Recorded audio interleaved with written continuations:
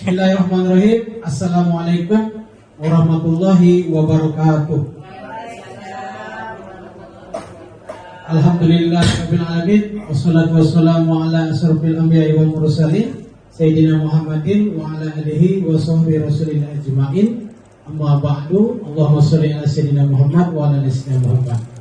Yang saya hormati Bapak Ibu guru SD Negeri 05 Silat Guntung beserta tenaga kependidikan, pada kesempatan hari yang berbahagia ini saya akan melakukan diseminasi pada modul 1.4 budaya positif. Baik Bapak Ibu, untuk tidak memperpanjangkan mukadimah, saya mulai saja dengan materi pertama. Konsep utama dalam materi yang akan saya sampaikan, beberapa di antaranya Bapak Ibu, yaitu tentang perubahan paradigma belajar.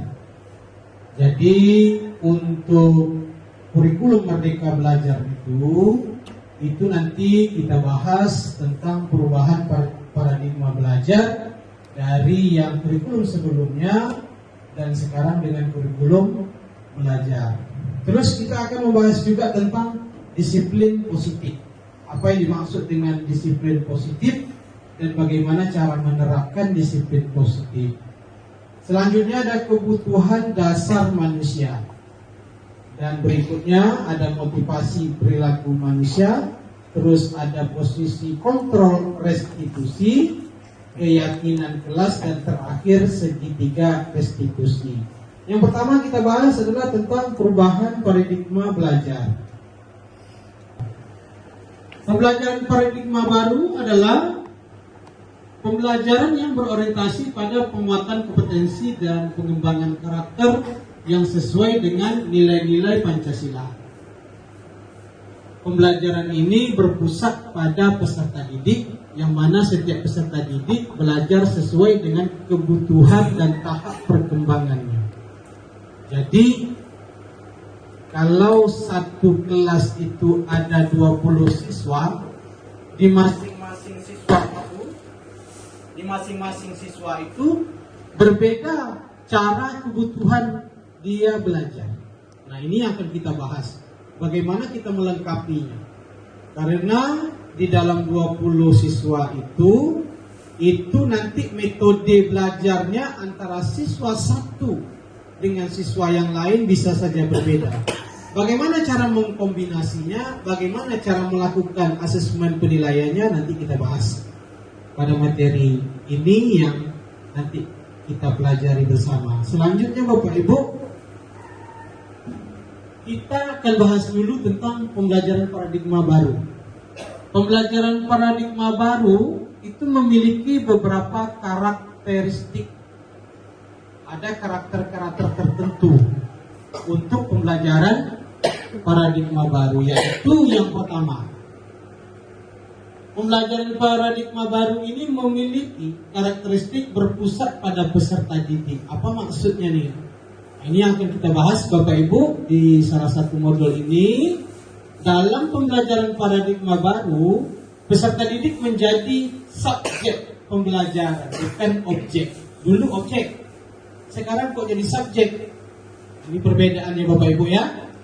Jadi peserta didik itu sekarang sudah menjadi subjek, bukan objek.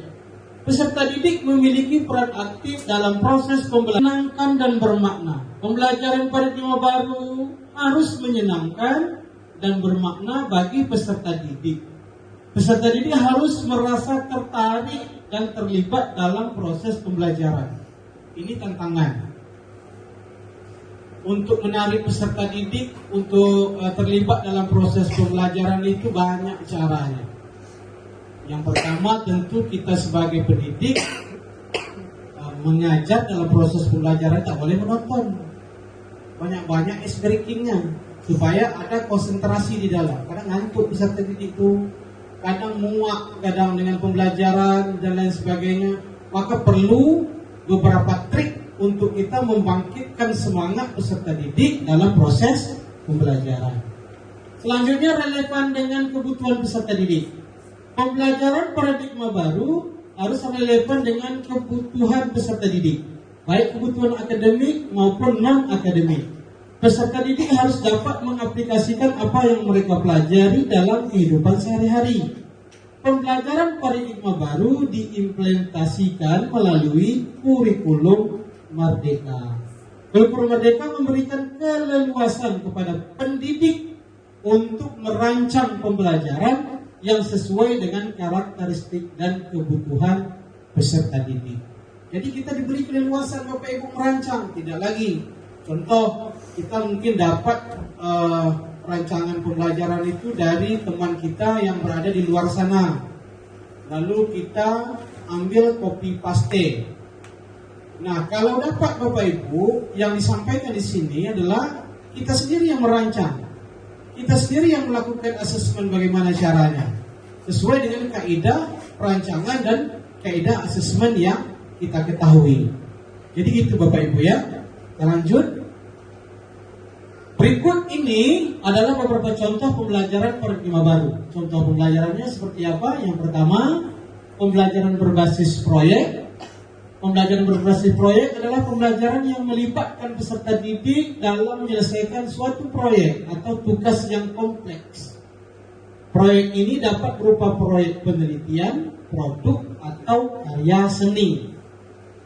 Dan yang kedua, pembelajaran berbasis masalah. Pembelajaran berbasis masalah adalah pembelajaran yang dimulai dengan suatu masalah yang harus diselesaikan oleh peserta didik. Peserta didik didorong untuk berpikir kritis dan kreatif untuk memecahkan masalah tersebut. Jadi memang ada beberapa rekan-rekan kita yang di luar sana bertanya dengan saya tentang bagaimana sebenarnya pembelajaran berbasis masalah ini. Jadi contoh pembelajaran berbasis menggunakan hal itu akan menghasilkan imbalan atau menghindari hukuman. Beberapa faktor yang dapat mempengaruhi motivasi perilaku manusia. Satu, kebutuhan, Bapak Ibu. Yang dapat mempengaruhi motivasi dan perilaku manusia pasti kebutuhan. Contoh, kalau dalam umumnya, kalau kita ingin sesuatu barang, berarti kita termotivasi. Misal, bekerja lebih keras, menabung, Bapak Ibu ya. Nah, kalau ke peserta didik juga begitu. Ada motivasi-motivasi yang intrinsik tadi, yang di dalamnya. Yang ekstrinsik bisa juga melakukan motivasi, sehingga ada suatu motivasi perilaku yang positif di dalam diri peserta didik. Terus keinginan juga gitu. Ada peserta didik model begitu ya. Saya pokoknya besok, kata mak saya, kalau saya dapat juara 1, saya akan dibawa jalan-jalan ke. Jadi ada motivasi di dalam dan di luar peserta didik. Setelah itu nilai-nilai. Contohnya adalah nilai adalah hal yang dianggap penting oleh seseorang. Nilai dapat menjadi motivator yang kuat untuk melakukan suatu tindakan yang sesuai dengan nilai-nilai tersebut. Contoh perilaku peserta didik dengan melihat peserta didik lain yang berprestasi, itu dia ada punya rasa kecemburuan. Nah, itu contohnya Bapak Ibu. Kita lanjut. Keempat, imbalan. Nah, ini imbalannya juga mempengaruhi. Yang seperti tadi kita sampaikan contoh itu juga imbalan. Imbalan adalah sesuatu yang dapat diberikan kepada seseorang sebagai penghargaan atau suatu tindakan. Imbalan dapat berupa hal-hal yang bersifat materi maupun non materi. Misal kalau dapat juara 1 nanti nak 500.000 gitu ya, dan sebagainya, kan banyak seperti itu. Hukuman yang terakhir. Hukuman adalah suatu yang dapat diberikan kepada seseorang sebagai konsekuensi atas suatu tindakan. Hukuman dapat berupa hal-hal yang bersifat fisik maupun fisiologis. Kita lanjut Bapak Ibu. Ini contoh konsep disiplin dengan identitas gagal. Contoh ya Bapak Ibu ya. Hukuman, penghargaan. Hukuman dan penghargaan. Yang pertama, Bapak Ibu, tentang hukuman. Hukuman itu cirinya gimana kalau untuk peserta didik?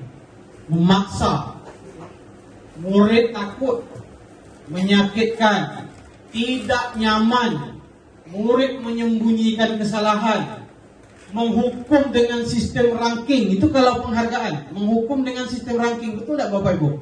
Kalau penghargaan pasti dia menghukum dengan sistem ranking. Bagi anak yang dapat juara tinggi, nilai bagus, maka dia terhukum. Walaupun dia sebagai penghargaan, misal juara 1 nilai sekian, berarti dia sistem ranking. Bapak Ibu, merampas hak menghargai dirinya. Yang ketiga, merusak hubungan dengan menghasilkan sifat iri. Contoh nih, biasanya dia dapat juara 2, hari besok tuh semester yang kedua itu, semester 1 dia juara 2. Semester yang kedua dia tak dapat juara lagi, iri pula dia. Jadi hukuman dan penghargaan itu perbedaannya seperti ini, tipis, beda-beda tipis dia. Kalau kita buat sistem ranking, rupanya sistemnya tetap menghukum rupanya. Kenapa? Menghukum dengan sistem ranking. Itu bahasan Bapak Ibu. Jadi tolong dibedakan betul bagaimana hukuman sebenarnya dan penghargaan yang kita berikan selama ini. Apakah efektif atau tidak? Maka disebut konsep disiplin dengan identitas gagal. Oke.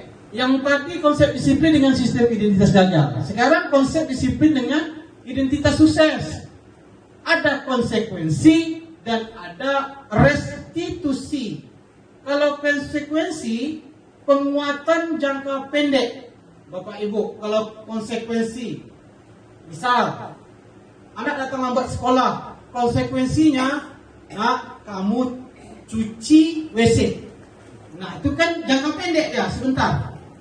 Terus perlu 7.30, kamu udah terlewat lagi sudah 2 kali, cuci WC lagi. Jadi pasti peserta didik, lah cuci WC lagi, katanya kan gitu ya. Jadi menyakitkan bagi dia. Terus kehilangan waktu untuk merenungi kesalahan, hilang waktu dia. Kalau bilang, apalah salahku ini, kan hilang waktu dia untuk berpikir, untuk dia tidak mengulangi lagi. Itu tentang konsekuensi. Restitusi bagaimana? Nah, kalau restitusi, murid bertanggung jawab untuk perilakunya. Ini yang beda Bapak Ibu. Dia bertanggung jawab untuk perilakunya. Terus dia fokus pemecahan masalah jangka panjang. Terus murid menghormati dirinya dan orang lain. Selanjutnya murid bersemangat memperbaiki permasalahan. Nah, dari Bapak Ibu yang tadi, maka saya naikkan ke atas lagi, dari hukuman, penghargaan, konsekuensi, dan restitusi, kira-kira mana yang kita pakai ini Bapak Ibu? Restitusi. Karena sifatnya begini. Murid bertanggung jawab untuk perilakunya, fokus pemecahan masalah jangka panjang, murid menghormati dirinya dan orang lain, murid bersemangat memperbaiki permasalahan. Jadi restitusi inilah jalan yang paling terbaik. Lanjut. Ini dia konsep disiplin pendekatan restitusi. Kita bahas. Sebuah cara menanamkan disiplin positif terhadap peserta didik. Pengertian restitusi. Restitusi adalah proses menciptakan bagi murid untuk memperbaiki kesalahan mereka, sehingga mereka bisa kembali pada kelompok mereka dengan karakter yang lebih kuat. Itu kata Gosen tahun 2004. Jadi menciptakan bagi murid untuk memperbaiki kesalahannya. Jadi di situ ada edukasi bagaimana dia bisa memperbaiki kesalahan yang telah diperbuatnya. Ciri-cirinya apa? Fokus pada karakter, bukan tindakan. Jadi dia tidak melalui tindakan Bapak Ibu, tapi fokus dia pada karakter peserta didik itu. Terus tawaran, bukan paksaan. Kita tawarkan. Nah, kalau kamu terlambat datang sekolah, Bapak Ibu, maka Ibu tawarkan begini. Nah, nanti kita bahas Bapak Ibu. Nah, inilah nanti yang akan disebut dengan kesepakatan kelas Bapak Ibu. Itu hubungannya. Terus belajar dari kesalahan. Terus menuntun untuk melihat ke dalam diri. Justru siswa itu dibawa untuk melihat diri dia sendiri, bercermin kepada diri dia sendiri. Kita lanjut Bapak Ibu ya. Menelisik perbedaannya. Contoh kasus. Nah, ini contoh kasus Bapak Ibu. Kalau ada siswa kita kasus model begini dia. Ya, siswa bernama Ali sering tidak piket. Bapak Ibu ya, siswa bernama Ali sering tidak piket kelas. Hukumannya apa? Guru menghukum siswa tersebut dengan cara menyuruhnya untuk membersihkan WC di sekolah. Terus guru pasti marah-marah dan murid merasa ketakutan. Pasti itu Bapak Ibu. Dalam kasus ini, itu yang hukuman. Kalau untuk konsekuensi, guru memberikan konsekuensi bila mana tidak membersihkan WC. Kalau kamu Ali tidak membersihkan WC, kamu nanti ibu tambah hukumannya. Kata begitu. Itu konsekuensi. Guru tegas dan siswa memang menghormati peraturan. Baik Bu, katanya. Karena dia takut. Karena guru tadi itu pasti tegas. Kalau restitusi, guru justru menanyakan keyakinan kelasnya. Nah, keyakinan kelas yang kita buat kemarin tuh. Coba kamu renungi. Coba kamu lihat lagi. Yang kesepakatan ini kamu sendiri yang buat bersama kawan-kawan kamu, katanya. Terus, guru terbuka dan menghormati orang lain. Justru terbuka guru-guru ini. Tidak lagi sistem yang tegas tadi Bapak Ibu. Ya, itu contohnya. Perbedaannya antara hukuman, konsekuensi, dan restitusi. Sekarang Bapak Ibu kita masuk ke 5 posisi kontrol. 5 posisi kontrol itu dimiliki oleh setiap guru Bapak Ibu. Yang pertama, penghukum, ada pembuat rasa aman. Terus menuntun untuk melihat ke dalam diri. Justru siswa itu dibawa untuk melihat diri dia sendiri, bercermin kepada diri dia sendiri. Kita lanjut Bapak Ibu ya. Menelisik perbedaannya. Contoh kasus. Nah, ini contoh kasus Bapak Ibu. Kalau ada siswa kita kasus model begini dia. Ya, siswa bernama Ali sering tidak piket. Bapak Ibu ya, siswa bernama Ali sering tidak piket kelas. Hukumannya apa? Guru menghukum siswa tersebut dengan cara menyuruhnya untuk membersihkan WC di sekolah. Terus guru pasti marah-marah dan murid merasa ketakutan. Pasti itu Bapak Ibu. Dalam kasus ini, itu yang hukuman. Kalau untuk konsekuensi, guru memberikan konsekuensi bila mana tidak membersihkan WC. Kalau kamu Ali tidak membersihkan WC, kamu nanti ibu tambah hukumannya. Kata begitu. Itu konsekuensi. Guru tegas dan siswa memang menghormati peraturan. Baik Bu, katanya. Karena dia takut. Karena guru tadi itu pasti tegas. Kalau restitusi, guru justru menanyakan keyakinan kelasnya. Nah, keyakinan kelas yang kita buat kemarin tuh. Coba kamu renungi. Coba kamu lihat lagi. Yang kesepakatan ini kamu sendiri yang buat bersama kawan-kawan kamu, katanya. Terus guru terbuka dan menghormati orang lain. Justru terbuka guru-guru ini. Tidak lagi sistem yang tegas tadi Bapak Ibu. Ya, itu contohnya. Perbedaannya antara hukuman, konsekuensi, dan restitusi. Sekarang Bapak Ibu kita masuk ke 5 posisi kontrol. 5 posisi kontrol itu dimiliki oleh setiap guru Bapak Ibu. Yang pertama, penghukum, ada pembuat rasa bersalah, ada teman sebagai teman juga ada, sebagai pemantau juga ada, sebagai manajer juga ada. Ini yang kita alami Bapak Ibu. Sekarang kita lihat contoh kasus. Contoh penerapan 5 posisi kontrol. Contoh kasus, siswa tidak memakai seragam yang telah ditetapkan pada hari tersebut. Nah, contoh hari Senin, harusnya pakai seragamnya putih merah gitu ya, pakai topi, pakai dasi, lengkap. Kalau sebagai penghukum, Bapak Ibu, saya kembalikan lagi ke atas. Ini posisi kontrol kita ini, penghukum, pembuat rasa bersalah, teman, pemantau, dan manajer. Sekarang kita bahas penghukum dulu. Patuhi aturan sekolah, lalu keluar dan berjemur 10 menit dan hormat bendera, kata kita dengan siswa kita tadi. Contoh nih Bapak Ibu. Nah, kalau kita sebagai penghukum, kalau kita sebagai pembuat rasa bersalah, berapa kali Bapak bilang sama kamu, Bapak kecewa sama kamu. Nah, itu sebagai pembuat rasa bersalah. Terus kalau sebagai teman gimana? Ayo buat Bapak senang dan bangga dengan kamu. Kali ini tak mengapa kamu bersalah. Nah, itu contoh teman. Kalau kita sebagai pemantau, kita lakukan gini. Kamu sudah melanggar, kamu tahu apa konsekuensinya. Nah, itu sebagai pemantau. Kalau sebagai manajer, apa kamu tahu kesalahanmu? Kira-kira bagaimana kamu memperbaiki kesalahanmu? Dari kelima ini Bapak Ibu, mana yang paling menurut Bapak Ibu yang harus kita lakukan? Yang teman kak? Ini ada yang teman, ada manajer kan, ada perbedaan Bapak Ibu. Tak apa-apa, pilih aja Bapak Ibu. Manajer. Ada yang pilih teman. Bapak Ibu, di saat ini memang kita dipilihkan pada pilihan manajer. Karena pilihan manajer itu dia meyakinkan peserta didik dan membuat peserta didik itu bagaimana memperbaiki kesalahannya. Tetapi pada posisi-posisi tertentu, Bapak Ibu, bisa saja kita itu sebagai teman. Nah, jadi tergantung pada persoalan yang terjadi, Bapak Ibu. Tergantung dengan persoalan yang terjadi. Tetapi kebanyakan memang digunakan sistem manajer tadi. Lanjut. Keyakinan kelas. Nah, ini Bapak Ibu sampai kita dah sampai ke keyakinan kelas. Mengapa keyakinan kelas?